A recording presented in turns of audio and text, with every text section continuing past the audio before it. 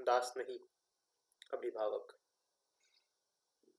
पूरा दिन चारों अश्वारोहियों ने घोड़े की पीठ पर व्यतीत किए। वे नगर, जनपद, विथि सबको बचाते हुए गहन वन में चलते ही गए। मार्ग में एक दो बार हिंसक जंतुओं से मिले।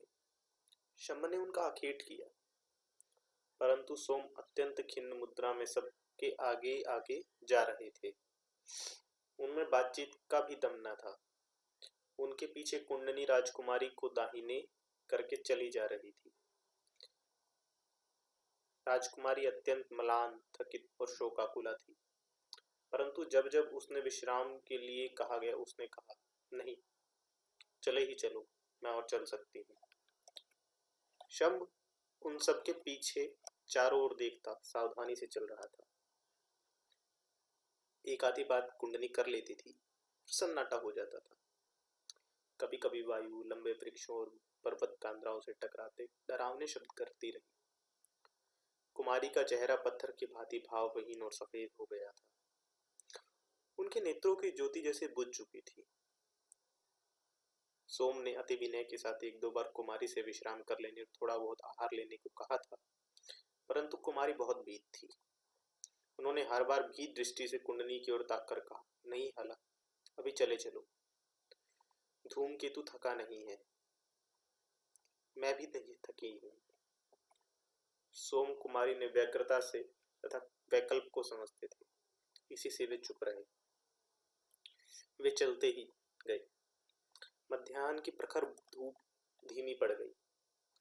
अश्वारोहियों और अश्व एकदम थक गए। सोम ने एक ऊंचे स्थान पर चढ़कर चारों ओर दृष्टि फेंकी। कुछ दूर उन्होंने बस्ती के चिन्ह प्रतीत हुए। उन्होंने तनिक रुककर शंभ से कहा, शंभ, आखेट का ध्यान रख। और फिर कुंडनी के निकट जाकर कहा, वहां बस्ती मालूम होती है, आज रात वहीं व्यतीत करनी होगी। और उसके बिना उत्तर के प्रतीक्षा किए उधर ही प्रस्थान कर दिया। सूर्यास्त होने तक ये लोग नगर उपकुल में पहुंच गए। नगर में ना जाकर उन्होंने नगर के प्रांत भाग में अवस्थित एक चैत्य में विश्राम करना ठीक समझा। चैत्य बहुत पुराना और भग्न था। उसके एक कक्ष की दीवार बिल्कुल टूट गई थी, फिर भी वहां विश्राम किया जा सकता था। निकट ही एक पुष्करणी थी। अश्वों ने जल पिया, अश्वारोहियों ने भी। राजकुमारी के विश्राम की संपूर्ण व्यवस्था कर सोम ने चिंतित भाव से कुंडनी की ओर देखा। संब ने एक शांभर मारा था। उसकी ओर निराशा से ताककर सोम ने कहा, कुंडनी, यह क्या राजनंदिनी के आहार के लिए यथेष्ट होगा? परंतु क्या किया जाए, नगर में जाने से कथाचित थोड़ा दूध मिल सके, परंतु आज आखेट पर ही रहे। शंभ ने अपनी सफलता पर बहुत प्रसन्न था। शांभर बहुत भारी था। उसने जल्दी जल्दी राजकुमारी और कुंडनी के विश्राम की व्यवस्था की और हरिणी का मांस भूनने लगा। सोम ने कहा, तनिक इधर उधर मैं देख लूं, यदि थोड़ा दूध मिल जाए। उन्होंने अपना बर्छा उठाया और चल दिए। निवृत्त हो कुंडनी ने कुमारी के मनोरंजन की बहुत चेष्टा की। वह उनके निकट आकर बात करने लगी। कुंडनी ने कहा, राजकुमारी प्रसन्न हो, भाग्य दोष से समय कुसमय जीवन में आता ही है। इतना खिन्न ना हो राजकुमारी। खिन्न नहीं हूँ भला, लज्जित हूँ तुम्हारे और तुम्हारे इस सौम्य दास के उपकार के लिए। कब कैसे बदला चुका सकूं राजकुमारी, हम सब तो आपके सेवक हैं। आपको कभी सुखी देखकर हमें कितना आनंद होगा। कुंदनी ने आर्द्र होकर कहा, किंतु सखी, क्या सचमुच में वह वीर तुम्हारा दास है? राजकुमारी ने नीची दृष्टि से सोम की ओर देखकर कहा, मेरा ही नहीं, आपका भी राजनंदिनी। नहीं नहीं, उसका तेज, शौर्य, सत्साहस श्रालग्न है। वह तो किसी राजकुल का भूषण ही होने योग्य है। फिर उसका विनय और कार्य तत्परता कैसी है? इसकी उसे शिक्षा मिली है। हाला, क्या नाम कहा? सोम। हाँ, सोम। और उस दास का नाम क्या है? शंभ। जी हाँ, दास का दास है का शंभ। कुंडनी हंसती। राजकुमारी होठों ही में मुस्कुराई। उन्होंने कोमल भाव से कहा, सखी, इतनी विपन्नावस्था में ऐसे एकपट सहायक मित्रों से दासत्व व्यवहार करना ठीक नहीं है। वे हमारे आत्मीय जी ही हैं। किंतु राजनंदिनी दास दास है, सेवा उनका धर्म है, उनके प्रति उपकृत होना उन्हें सिर चढ़ाना है। ऐसा नहीं है हला, अंततः मनुष्य सब मनुष्य ही है, और वह तो एक श्रेष्ठ पुरुष है, मैं उन्हें दास नहीं समझा सकती। तो आप राजकुमारी समझिए नंदराज नंदिनी, यह उनके हृदय की विशालता है। नहीं, वे राजकुमार से भी मान्य पुरुष हैं हला। राजकुमारी की मुंह लज्जा से लाल हो गया और आंख से आंसू झरने लगे। इसी समय सोम कुछ आहार द्रव्य और थोड़ा दूध ले आए। शंभ ने भी हिरणी को भून भान लिया था। राजकुमारी क्षण भर को अपनी विपन्नता भूलकर फुर्ती से आहार को स्वयं परोसने लगी। उन्होंने प्लाश पत्र पर आहार संजोकर अपनी बड़ी बड़ी पलकें सोम की ओर उठाई और कहा, भद्र, भोजन करो। सोम ने विनयावत होकर कहा, नहीं राजनंदिनी, पहले आप कुंडनी आहार कर ले, पीछे हम लोग खाएंगे।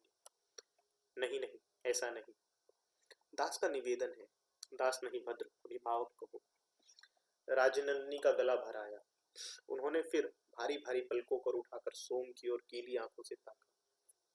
उस मूक अनुरोध से वशीभूत होकर सोम ने और आग्रह नहीं किया। उन्होंने कहा, तो फिर राजनंदिनी की जैसी आज्ञा हो, हम लोग साथ ही बैठकर भोजन करें। राजकुमारी ने भी जल्दी जल्दी कुंडनी और अपना आहार परोसा। शंभ को भी दिया, पर शंभ किसी के साथ खाने को राजी न हुआ। वे तीनों भोजन करने लगे। सोम की भावधारा। बाहर आकर सोम थकित भाव से एक सूने चैत्य के किनारे एक वट वृक्ष के सहारे आ बैठे। अपना विशाल खड्ग उन्होंने लापरवाही से एक ओर फेंक दिया। वह शून्य दृष्टि से आकाश की ओर ताकते रहे। उस गलती हुई रात में उस एकांत भीषण स्थान में बैठे हुए सोम बहुत सी बातें विचारते रहे। ओस से भीखे हुए गुलाब के पुष्प की भांति कुमारी का शोकपूर्ण मुख उनकी दृष्टि से घूम रहा था। एक प्रबल राज्य के राजा की राजनंदिनी किस भांति उसके उद्योग और यत्न के कारण इस अवस्था को पहुंची, यही सब सोच सोचकर उसका नवीन भावुक तरुण और वीर हृदय आहत हो रहा था। रह रहकर उन्हें आचार्य कश्यप की बातें याद आ रही थी। राजतंत्र की इस कुत्सिया पर उन्हें अभी कुछ सोचने का अवसर ही नहीं आया था। असुरपुरी में तथा चंपा में वह कुंडनी का अद्भुत कौशल, साहस और सामर्थ्य देख चुके थे। वह जान गए थे कि आचार्य की बात झूठी नहीं है। इस अकेली कुंडनी ही ने एक भारी सेना को सामर्थ्य नहीं थे। राज्य के लिप्सा में किस प्रकार निरीह निर्दोष हृदय कुसुम इस प्रकार दलित होते हैं, यह सोच सोचकर सोम का हृदय मर्माहत हो रहा था। परंतु बात केवल भूत दया तक सीमित न थी। सोम का तारुण्य भी कुमारी को देखकर जागृत हुआ था। कुंडनी के उत्तम साहचर्य से यदि किंचित उसका सुप्त यौवन जागृत हुआ था, परंतु उसे विषकन्या जान तथा भगनी भावना से वह ठिठक गया था। अब इस अमल धवल कुसुम कोमल सुकुमारी कन्या के चंपक पुष्प के समान नवल देह और लज्जा संकोच दुख शोक से परिपूर्ण मूर्ति पर उनका संपूर्ण तारुण्य जैसे चल विचल हो गया। उन्होंने प्रण किया, मेरे ही कारण कुमारी की यह दुर्दशा हुई है, मैं ही इसका प्रतिरोध करूंगा। बहुत देर से सोम यही सोचते रहे। उन्हें यह भी ध्यान न रहा कि कोई उनके निकट है, पर कुंडनी छाया की भांति उनके साथ थी। बहुत देर कुंडनी ने कहा, क्या सोच रहे हो सोम? सोम ने अचकाकर कुंडनी की ओर देखा, फिर शांत संयत स्वर में कहा, कुंडनी, कुछ हमारे ऊपर भी चंपा की कुमारी की विपन्नता का दायित्व है। मूर्खता की बातें हैं। हम मगध राज तंत्र के यंत्र हैं, हमें भावुक नहीं होना चाहिए। कुछ देर सोम चुपचाप आकाश को ताकते रहे, फिर एक लंबी सांस लेकर बोले, तुम कदाचित ठीक कहती हो कुंडनी, परंतु मेरा तो अभी से सारा पुरुषार्थ गल गया है और अब संभवतः राजनीति में भाग लेने की मुझ में शक्ति नहीं रह गई है। यह तुम क्या कहते हो सोम? आर्य अमात्य की तुम से बहुत बड़ी बड़ी आशाएं हैं। अभी हम जिस गुरुतर कार्य में नियुक्त हैं, हमें उधर ध्यान देना चाहिए। अब तुम राजगृह लौट जाओ कुंडनी। अब मेरे तुम्हारे मार्ग दो हैं, परंतु उद्देश्य एक है। संभवतः वे भी दो हैं। तुम राज सेवा करो और मैं राजकुमारी की सेवा करूंगी। कुंडनी हंस दी।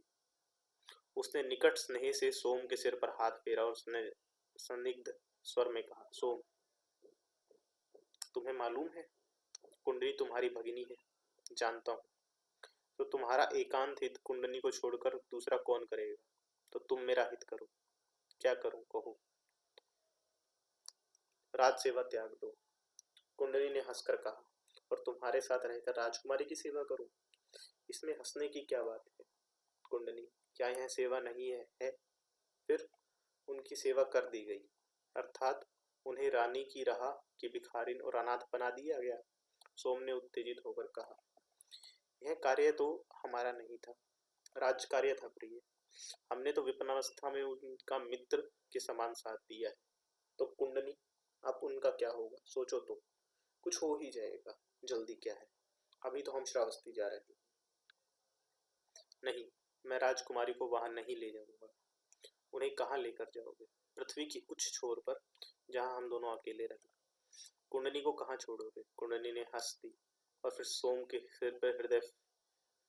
सिर पे हाथ फेरते हुए कहा, यह ठीक नहीं है प्रिय। तब विचार करो, राजकुमारी क्या सहमत होगी? मैं कह दूंगा कि मैं दास नहीं हूँ और मागध हूँ, उसका प्रतिहंता हूँ और राज्य विध्वंसक शत्रु। किंतु किंतु सोम उत्तेजक होकर पागल की भांति चीख उठे। उन्होंने कहा, मैं उन्हें चंपा की गद्दी पर बैठाऊंगा, मैं मगध से विद्रोह करूंगा। यह तो बहुत अच्छी योजना है सोम, फिर तुम अनायास ही चंपाधिपति बन जाओगे। किंतु राजकुमारी क्या तुम्हें क्षमा कर देगी? इतना करने पर भी नहीं? ओह, तुम उनका मोल उन्हीं को चुकाओगे, फिर उन्हें अपनी दासी बनाकर रखोगे। दासी बनाकर क्यों? और किस बात की? तुम राजकुमारी की विचार भावना के प्रभाव किए बिना अपने ही योजना पर चलते जाओगे और समझोगे कि राजकुमारी तुम्हारी अनुगत हो गई। तो कुंडनी, मैं राजकुमारी के लिए प्राण दूंगा। सो दे देना, बहुत अवसर आएंगे। अभी तुम चुपचाप श्रावस्ती चलो। राजकुमारी को निरापद स्थान पर सुरक्षित पहुंचाना सबसे प्रथम आवश्यक है। हम लोग छद्मवेशी हैं, पराये राज्य में राज सेवा की गुरुतर का दायित्व से दबे हुए हैं। राजकुमारी को अपने साथ रखने की बात सोच ही नहीं सकते। फिर तुम एक अज्ञात कुलशील, दूसरे मागध, तीसरे असहाय हो। ऐसी अवस्था में तुम राजकुमारी को कैसे लेके जा सकते हो, और कहाँ? हाँ, यदि उसकी विपन्नावस्था का लाभ उठाकर उन पर बलात्कार करना हो तो वह असहाय अनाथिनी कर भी क्या सकती, परंतु सोम, यह तुम्हारे लिए शोभनीय नहीं होगा। सोम ने कुंडनी के चरण छुए। उनके दो गर्म आंसू कुंडनी के पैरों पर टपक गए। सोम ने कहा, कुंडनी, स्वार्थस में अधम विचारों में वशीभूत हो गया। तुम ठीक कहती हो, उन्हें निरापद स्थान पर पहुंचाना ही हमारा प्रथम धर्म है। तो अब तुम सोचो, बहुत रात हो गई है, हमें एक रात रहते ही यह स्थान त्यागना होगा। मैं शंभ को जगाती हूँ, वह प्रहरी का काम करेगा। सोम ने और हठ नहीं किया, वह वही वृक्ष की जड़ में लंबे हो गए। कुंडनी ने स्नेहपूर्वक उत्तरीय से उनका अंग को ढक दिया और फिर एक स्निग्ध दृष्टि उन पर फेंककर मठ में चली गई। भाग 49। मार्ग बाधा। 3 दिन तक ये यात्री अपनी राह निरंतर चलते रहे। वे अब रात्रि भर चलते और दिन निकलते पर धूप तेज होती तो किसी वन पर्वत कांदार की आश्रय लेते, आखेट भूनकर खा लेते। श्रावस्ती अब भी काफी दूर थी। चौथे दिन प्रहर रात्रि गए। जब उन्होंने यात्रा प्रारंभ की तब आकाश में एकाध धौले बादल की धूप हो रही थी। षष्ठी का क्षीण चंद्र उदय हो गया था। राह पथरीली और उबड़ खाबड़ थी, इसीलिए चारों यात्री धीरे धीरे जा रहे थे। इसी समय अकस्मात सामने दाहिने पार्श्व पर कुछ अश्वारोहियों की परछाई दृष्टिगोचर हुई। सोम ने कहा, सावधान हो जाओ कुंडली, नहीं कहा जा सकता कि ये मित्र है या शत्रु, दस्यु भी हो सकते हैं। उन्होंने खड़ग कोश से निकाला। कुंडनी और शंभ ने धनुष पर बाण सीधे कर लिए। इसी समय एक बाण सनसनाता हुआ सोम के कान के पास से निकल गया। तत्काल कुंडनी ने बाण संधान किया। उसे संकेत से रोकर सोम ने फुर्ती से वाम पार्श्व में घूम गए। वहां एक चट्टान की आड़ में उन्होंने आश्रय लिया। कुंडनी और राजकुमारी को वहां छिपाकर तथा शुंभ को उनकी रक्षा का भार देकर अश्व को चट्टान के ऊपर ले गए। उन्होंने देखा शत्रु 50 से भी ऊपर है। उन्होंने उन्हें देख लिया है। वे चट्टान को घेरने की उपक्रमा कर रहे हैं। सामने एक घाटी और उसके पास एक प्रशस्त मार्ग है। घाटी बहुत तंग और लंबी है। यह सब देखकर वह कुंडनी के निकट आ गए। उन्होंने कहा, शत्रु 50 से अधिक है और संभवतः उन्होंने हमें आते देख लिया है। क्या करना होगा? कुंडनी ने स्थिर स्वर में कहा। सोम ने व्यग्र भाव से कहा, कुंडनी, चाहे भी जिस मूल्य पर हमें राजकुमारी की रक्षा करनी होगी, हम चाहे शत्रु बहुत अधिक है। यदि किसी तरह हम उस घाटी के उस पार पहुंच जाए तो कुछ आशा हो सकती है। राजकुमारी को साहस करना होगा। पहले तुम, पीछे राजकुमारी, उसके बाद शम, और फिर मैं घाटी को पार करेंगे। हम तीनों में जो भी जीवित बचे पर वह राजकुमारी को श्रावस्ती पहुंचा दे। मैं शत्रु का ध्यान आकर्षित करता हूँ। तुम तीर की भांति पार कर चट्टान की आड़ में हो जाना। मैं उधर जाकर शत्रु पर तीर फेंकता हूँ। तीर की ओर शत्रु का ध्यान जाते ही तुम घूमकर घाटी पार हो जाना। मेरे दूसरे तीर पर राजकुमारी और तीसरे पर शम। इतना कहकर सोम धनुष पर बाण चढ़ा चट्टान की दूसरी ओर चले गए और वहां से कान तक खींचकर बाण फेंका। बाण एक योद्धा की पसली में जा घुसा। वह चित्कार करके पृथ्वी पर गिर गया। कुंडनी ने एक मरम भेदी दृष्टि राजकुमारी पर डाली, अश्व पर आसन जमाया और एक मारी। सैंधव अश्व तीर की भांति छलांग लगाकर घाटी के पार हो गया। उस पार जाकर कुंडनी ने संकेत किया और चट्टान की आड़ में हो गई। सोम ने संदेश की सांस ली और कुंडनी के निकट आकर अवरुद्ध कंठ से कहा, अब आप राजनंदिनी साहस कीजिए। आपका धूम्रकेतु असाधारण अश्व है। जो ही मैं तीर फेंकूं आप अश्व छोड़ दीजिए। उसने धूम्रकेतु की पीठ थपथपाई। राजनंदिनी ने दांतों से होठ काटे और उत्तरीय भलीभांति सिर पर लपेटा। सोम ने बाण छोड़ा और राजकुमारी ने अश्व को वल्गु को एक झटका दिया। अश्व हवा में तैरता हुआ पार हो गया। सोम का मुख आनंद से खिल गया। अब उन्होंने शंभ की ओर मुड़कर कहा, शंभ, यदि मैं असफल हूं तो तू प्राण रहते राजकुमारी की रक्षा करना। शंभ ने स्वामी के चरण छुए। सोम ने फिर बाण फेंका। शंभ ने अश्व को संकेत किया। अश्व हवा में झूलता और पार हो गया। अब सोम की बारी थी, किंतु अब शत्रु निकट आकर फैल गए थे। सोम ने अश्व को थपथपाया और ऐड लगाई। अश्व उछला और उसी समय एक बाण आकर सोम की गर्दन में घुस गया और सोम वायु के टूटे हुए वृक्ष की भांति गिर गया। शम चित्कार करके दौड़ पड़ा। राजकुमारी हाय कर उठी। कुंडनी का मुंह फक हो गया। राजकुमारी घाटी की ओर लपकी, किंतु कुंडनी ने हाथ पकड़ उन्हें रोका। क्षण भर ठहरो हला, शंभु उसकी सहायता पर है। उधर से बाणों का मह बरस रहा था और उनमें से अनेक शंभ के शरीर में घुस गए। उसके रक्त की धार बह बह चली, पर उसकी उन्हें चिंता नहीं थी। वह मूर्छित सोम के कंधे पर लादकर इस पार ले आया और अश्व शंभ। कुंडनी ने उद्वेग से कहा, दोनों अश्व मर गए हैं। शंभ ने हाफते हाफते कहा, बाण वहां तक आ रहे हैं और शत्रु घाटी पार करने की चेष्टा कर रहे हैं। शंभ कुंडनी ने कहा, अशंभ, इन्हें राजकुमारी के घोड़े पर रखो और तुम मेरे साथ आओ। एक क्षण का विलंब भी घातक होगा। इसी समय सोम की मूर्छा भंग हुई। उसने राजकुमारी के सामने देखकर सूखे कंठ से कहा, कुंडनी, तुम राजकुमारी को लेकर भागो। हम लोग, मैं और शंभ, तब तक शत्रु को रोकेंगे। राजकुमारी की आंखों में आंसू भरकर कहा, नहीं, आप मेरे अश्व पर आइए। व्यर्थ है, हम सब मारे जाएंगे। इसी बीच शंभ ने तीर मारकर दो शत्रुओं को धराशाही कर दिया। सोम ने साहस करके तीर खींचकर कंठ से निकाल लिया। खून की धार बह निकली। राजकुमारी ने लपककर अपना उत्तरीय सोम के कंठ पर बांध दिया और कहा, उठो भद्र, मेरे अश्व पर। नहीं राजकुमारी, तुम भागो, एक एक शल बहुमूल्य है। मैं आपको छोड़कर नहीं जाऊंगा। और वह सोम के वक्ष पर गिर गई। सोम ने घाव अभी तक रक्त निकल रहा था और एक शत्रु घाटी के इस पार आ गया था। उसे शंभ ने बाण से मारकर कहा, बहुत शत्रु इस पार आ रहे हैं। सोम ने कांपते हाथों से राजकुमारी को अलग किया। ईश्वर के लिए कुमारी, प्राण और प्रतिष्ठा लेकर भागो, तो हम लोग साथ ही मरे। नहीं राजनिंदी, इस अधम का मोह ना करो, प्राण लेकर भागो। किंतु मैं तुम्हें, ओह राजकुमारी, कुछ मत कहो, जीवन रहा तो फिर मिलेंगे, पर मैं जीते जी तुम्हें नहीं छोड़ सकती। वह सोम के शरीर से लिपट गई। सोम ने सूखे कंठ से कहा, तुम्हारा भ्रम हुआ है राजकुमारी, मैं मागध हूँ, तुम्हारा शत्रु। मार्ग में पड़े हुए सर्प को अकस्मात देखने से जैसे मनुष्य चित्कार उठता है, उसी भांति चित्कार करते हुए कुमारी सोम को छोड़ 2 कदम पीछे हटी और भीत नेत्रों से सोम की ओर देखने लगी। सोम ने कुंडनी को संकेत किया और चट्टान का ठासना लेकर धनुष संभाला। कुमारी की ओर उसने मुंह फेर लिया और धनुष पर तीर चढ़ाते हुए, शंभ तुम दाहिने मैं बाएं। परंतु सोम बाण लक्ष्य पर ना छोड़ सका। धनुष के बाण छूटकर निकट ही गिरा। उधर सोम एक बार की बहुत सा रक्त निकल जाने पर मूर्छित हुआ। उनकी आंखें पथरा गई और गर्दन नीचे लुढ़क गई। शंभ ने एक बार स्वामी को और फिर शत्रु को भी दृष्टि से देखा।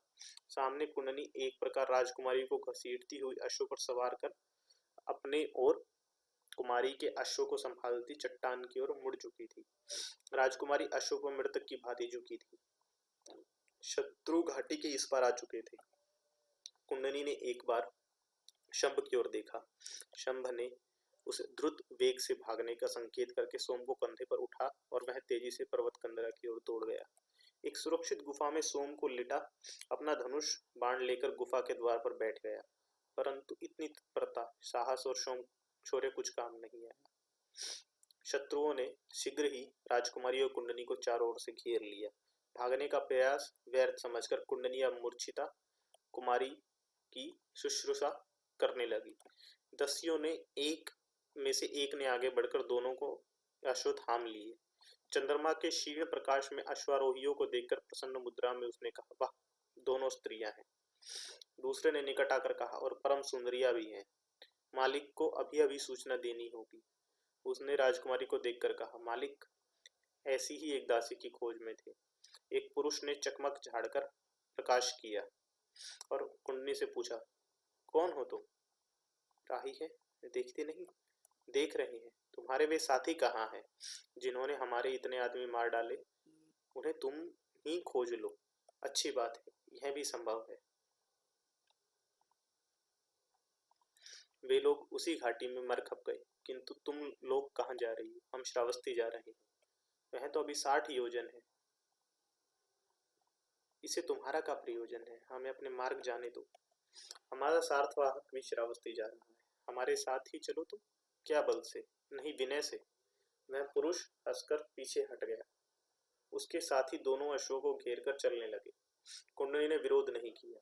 कुछ देर चलने पर उन्होंने देखा कि वन के एक प्रांत भाग में कोई 50-60 पुरुष आग के चारों ओर बैठे हैं। एक और कुछ स्त्रियां भी बड़े बड़े शिलाखंड की आड़ में बैठी हैं, कुछ सो रही हैं। इनके वहां पहुंचने पर कई मनुष्य इनके निकट आ गए। एक पुरुष ने मसाल ऊंची कर कर कहा, वाह, बहुत बढ़िया माल है। स्वामी को अभी सूचना दे। इसी समय एक अधेड़ व्यवस्था का खूब मोटा आदमी आ गया।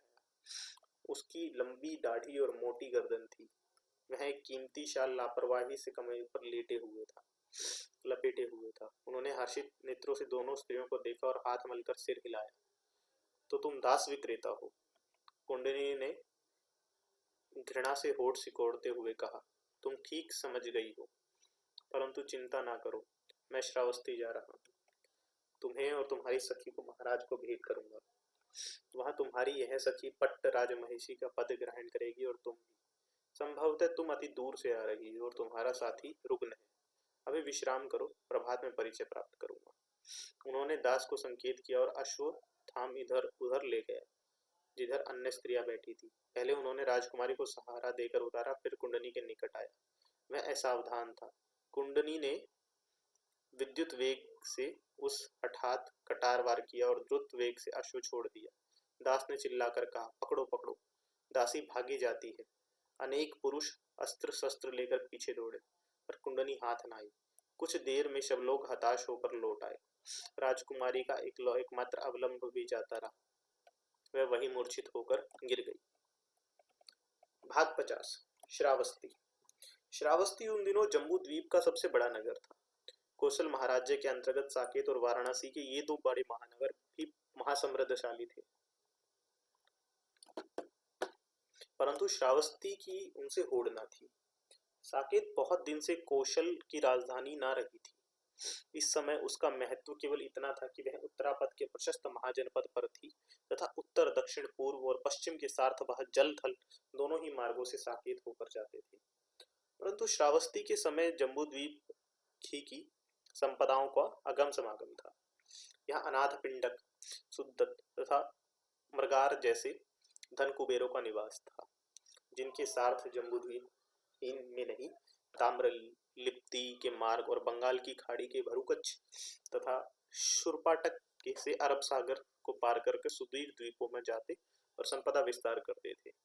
श्रावस्ती से राजगृह का मार्ग पहाड़ की तराई होकर था।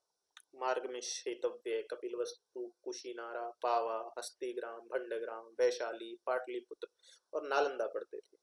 पूर्व से पश्चिम का मार्ग बहुत करके नदियों द्वारा तय होता था। गंगा में सहजाती और यमुना में कौशाम्बी तक बड़ी बड़ी नावें चलती थी। सार्थवाह विदे होकर गांधार तथा मगध होकर सौवीर, भरूकच्छ तथा बर्मा और दक्षिण होकर बेबीलोन तथा चंपा से चीन तक जाते थे। रेगिस्तानों में लोग रात को चलते थे और पथ प्रदर्शक नक्षत्रों के सहारे मार्ग को नियुक्त करते थे। सवर्ण भूमि से लेकर यवद्वीप तक तथा दक्षिण में ताम्रपर्णी तक आना जाना। श्रावस्ती महानगर में हाथी सवार, घुड़सवार, रथी, धनुराथी आदि 9 प्रकार की सेनाएं रहती थी। कौशल राज्य गिरे सैन्य में यवन, शक, तातार तथा हुन्न भी सम्मिलित थे। यवनों को ऊंचे ऊंचे सेनापति के पद प्राप्त थे। उच्च वर्गीय सेठियों, सामंतों, श्रमणों और श्रोत्रिय ब्राह्मणों के अतिरिक्त दास, रसोइये, नाई, ऊपर मर्दक, हलवाई, माली, धोबी, जुलाहे, जोहा बनाने वाले, कुम्हार, मुरहर, मुसद्दी और कर्मकार भी थे।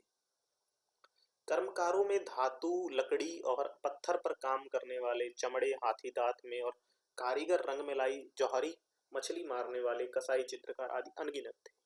रेशम, मलमल, चर्म, कारचौबी का काम, कंबल, औषधि, हस्तिदंत, ज्वाहर और सवर्ण भार का आदि के भी अनगिनत व्यापारी थे। जातियों में ब्राह्मण, महाशाल, क्षत्रिय, सामंतों का उच्च स्थान था।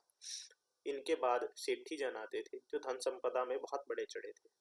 देश विदेश तक का धन रत्न इनके पास खींचा चला आता था। उन दिनों देश में 10% ये सामंत ब्राह्मण और 90% सेठी जन सर्वसाधारण की कमाई का उपयोग करते थे। इन्हें 90% में 20% तो दास ही थे जिनका समाज में कोई अधिकार नहीं होता था। शेष 70% जनसाधारण के तरुण इन सामंतों और राजाओं के निरर्थक युद्धों में अपने प्राण देने का बलात् विवश किए जाते थे और उनकी विवश युवती सुंदरी कन्याएं उनके अंतःपुर की भीड़ में दासियों, उपपत्नियों आदि के रूप में रख ली जाती थी। ब्राह्मण इन सामंतों और राजाओं को परम परमेश्वर घोषित करते, इन्हें ईश्वर अवतार प्रमाणित करते और इनके सब ऐश्वर्य का पूर्व जन्म से सुकृतों का फल बताते। इसके बदले वे बड़ी बड़ी दक्षिणाएं फटकारते, स्वर्ण भूषिता सुंदरी दासियां दान में पाते थे। मगध सम्राट श्रेणिक बिंबसार को प्रसारित करके कौशाम्बी पति उदयन की नियुक्ता गांधार नंदिनी कलिंग सेना को प्राप्त करके बड़े घमंडी कौशलजीत प्रसन्नजीत बहुत प्रसन्न थे। इस विजय और हर्ष के उपलक्ष्य में उन्होंने राजसूय यज्ञ का अनुष्ठान किया जिसके उन्होंने बहुत भारी आयोजन किया।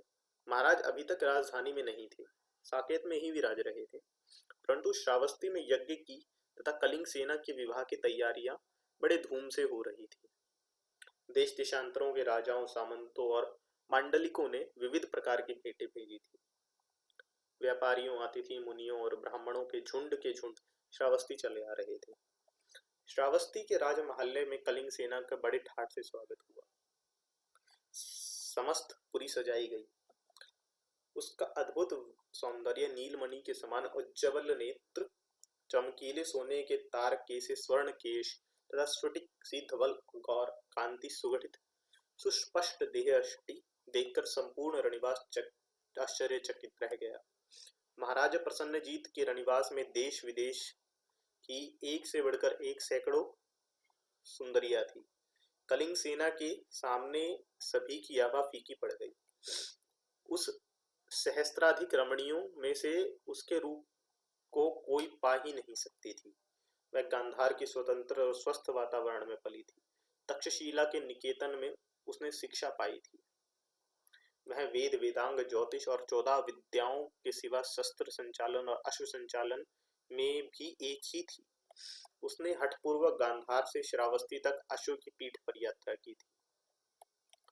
राजमहल में उसे संपूर्ण सुख साधन संपन्न पृथक प्रसाद दिया गया था। इसी समय श्रावस्ती में काफी भीड़ भाड़ थी, परंतु यह भी कलिंग सेना को अच्छी नहीं लगी थी। उसने अभी पति को नहीं देखा था, परंतु उसे सुना था कि वे विगलित यौवन 70 वर्ष के बूढ़े सनकी और संज्ञ का पुरुष है। उसने इच्छा पूर्वक ही कौशाम्बीपति उदयन को त्याग कर इस बूढ़े राजा से विवाह करने की स्वीकृति दे दी थी, परंतु उसका प्रिय भाव उदयन की ओर ही था। प्रसन्नजीत के प्रति उसके मन में पूरी विरक्ति थी। महाराज के श्रावस्ती में लौटने पर उसका विवाह होगा, यह उसे मालूम था। उसकी तैयारियां भी वह देख रही थी और धैर्यपूर्वक बलि पशु की भांति उस दिन की प्रतीक्षा कर रही थी। उस तेजवती विदुषी स्त्री ने पिता के राजनीतिक स्वार्थ की रक्षा के लिए बलि दी थी, इसलिए वह चुपचाप सोनी दृष्टि से कौतूहल क्रांत रनिवास को तथा अपने विवाह अनुष्ठान की तैयारी को देख रही थी, जिसके लिए उसके मन में अवज्ञा के पूरे भाव भर गए थे। कलिंग सेना अपने कक्ष में चुपचाप बैठी सूनी दृष्टि से सुंदर आकाश की ओर ताक रही थी। इसी समय एक प्रौढ़ महिला ने वहां प्रवेश किया। कलिंग सेना ने उसकी ओर देखा। सूर्य के प्रखर तेज के समान अज्वलंत रूप था। यदि भी उसका यौवन कुछ ढल चुका था, परंतु उसकी भ्रुकुटी और दृष्टि में तेज और गर्व भरा हुआ था। आत्मनिर्भरता उसकी प्रत्येक चेष्टा से प्रकट हो रही थी। कलिंग सेना ने अभ्युत्थान पूर्वक उसे आसन देकर कहा, यह मुझे किन महाभागा के दर्शन की प्रतिष्ठा का लाभ हो रहा है? प्रोढ़ा ने हंसकर कहा, कौशल के मंत्रगण जिन्हें महामहिम परम परमेश्वर देव देव महाराजा देव कौशलेश्वर कहकर सम्मानित करते हैं, उनकी मैं दासी हूँ। इसके प्रथम एक कृता दासी वास्य क्षत्रिय ना की महामहिम शाक्य के औरत से उत्पन्न दासी पुत्री थी। कलिंग सेना से संभ्रम उठकर कहा, ओ आप महामान्य राजमहिषी सुश्री देवी नंदिनी है, मैं आपकी अभिवंदना करती हूँ। अच्छा, तो तुम मेरा नाम और पद जानती हो? यह तो बहुत अच्छा है। मैंने गांधार में आपके तेज प्रताप और पांडित्य के विषय में बहुत कुछ सुना है। अरे इतना अधिक? किंतु अपनी कहो, तुम तो तक्षशिला की स्नातिका हो। तुमने वेद ब्राह्मण अरण्यक सब पढ़े हैं, और कौन कौन सी दिव्य विद्याएं जानती हो, भला सब कहो। मैं आपकी अकंचन छोटी बहन हूँ देवी नंदिनी, इस पराये घर में मुझे सहारा देना। कलिंग सेना की नीलमणि सी ज्योति वाली आंखें सजल हो गई। नंदिनी ने खींचकर हृदय से लगाया और कहा, क्या बहुत सूना सूना लगता है बहन? अब नहीं देवी, आपको पाकर। नंदिनी ने थोड़ी को ऊपर करके कहा, हताश मत हो, प्रारंभ ऐसा ही सूना होता है, परंतु पराये को अपना करने ही में स्त्री का स्त्रीत्व करता है। तुम्हें अपदार्थ का निर्माल्य अर्पण करना होगा। यह तो मैं कदापि ना कर सकूंगी, तो राजमहिषी कैसे बनोगी? उसकी मुझे तनिक भी अभिलाषा नहीं है। तब घोड़े पर चढ़कर इतने चाव से इतनी दूर क्यों आई? नंदिनी के व्यंग्य वाणी और होठों पर कुटिल मुस्कान देखकर कलिंग सेना भी हंस दी। हंसकर कहा, केवल आपको देखने के लिए। मुझे तो देख लिया, अब पतिदेव को भी देखना। उसकी मुझे साध नहीं है। नारी जन्म लेकर ऐसी बात? नारी जन्म ही से क्या हुआ क्यों नहीं?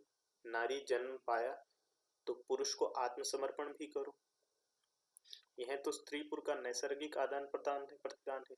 मैं गांधार में हूँ हला, यहाँ केवल स्त्री ही आत्मसमर्पण करती है, पुरुष नहीं। पुरुष स्त्री को केवल आश्रय देता है। आश्रय?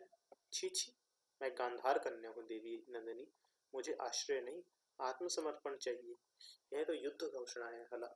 जो भी हो, अब समझी तो कौशलपति से युद्ध करोगी? यह नहीं, मैं पिता का भय और माता की अश्रुपूर्ण आंखें नहीं देख सकी। कौशलपति ने सीमांत पर सेनाएं भेज दी और साकेत का सार्थमार्ग गांधारों के लिए बंद कर देने की धमकी दी थी। इस प्रकार सुदूर पूर्व के इस प्रमुख व्यापार मार्ग का अवरोध होना गांधारों के लिए ही नहीं, उत्तर कुरु, यवन पुरुषपुरी और संपूर्ण प्रतीति नगर के लिए विनिमय का घातक होता। इसका निर्णय गांधारों का खड़ग ही कर सकता था, परंतु मैंने अपने प्रियजनों के रक्त की अपेक्षा अपनी आत्मा का हनन करना ही ठीक समझा। हम गांधार राजा और प्रजा सब परिजन हैं। यहाँ के रज्जुलों के समान हम प्रजा को अपना दास नहीं समझते, ना बात बात पर उनका रक्त बहाना ही श्रेयस्कर है समझते हैं। हम युद्ध करते हैं सखी, परंतु तभी जब वह अनिवार्य हो। एक गांधार पुत्री के आत्मदान से यदि युद्ध से मुक्ति मिलती है तो यह अधिक युक्तियुक्त है। इसी से पिता से मैंने सहमति प्रकट की और इस प्रकार मैंने एक बहुत बड़े संघर्ष से गांधारों को बचा लिया।